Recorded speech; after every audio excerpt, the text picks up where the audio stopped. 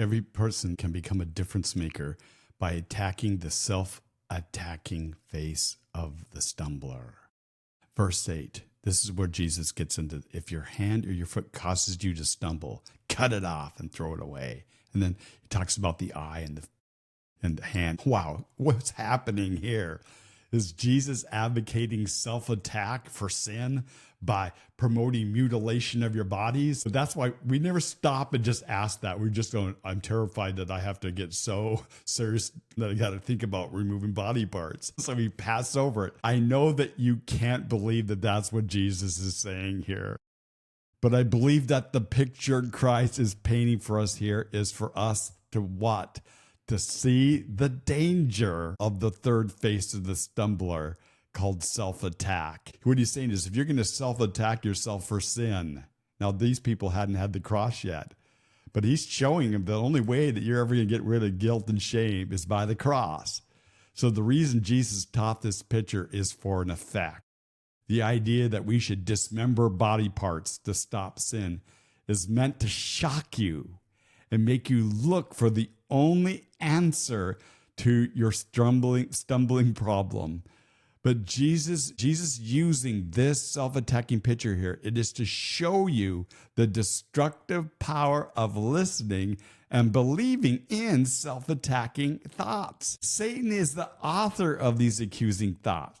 He demands that you pay for your sins, mistakes, and weaknesses. He tells you guilt and shame is what you deserve. He plants insecurities and fears in you. The moment you accept these self-attacking thoughts is the moment you become your own stumbler. Jesus does give us also an answer in how to deal with self-attacking thoughts. So how? The answer is found in this teaching.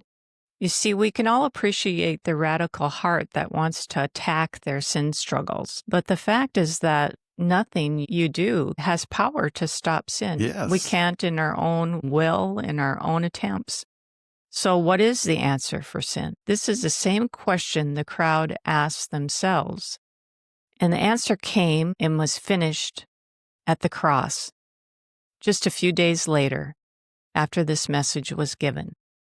Jesus at the cross destroyed all of our sin and gives us the opportunity to always be forgiven if we believe in what he accomplished at the cross. So Jesus' word picture challenges us to ask ourselves, why don't I have even a more radical heart to deal with my sin when I see it with confession? And why would I allow self-attacking thoughts that Jesus took care of on the cross for me? Why would I give an audience to any self-attacking thoughts that would offend the work that Jesus did for me at the cross? Well, the cross of Christ broke the power of all sin, all guilt, all shame.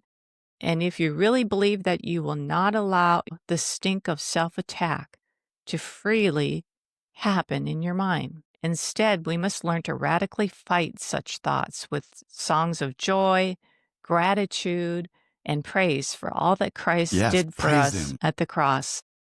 And do that until the peace and freedom comes to our hearts. This is what works and always works.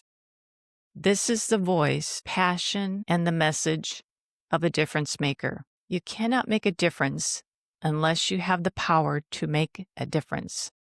And that power comes from Jesus.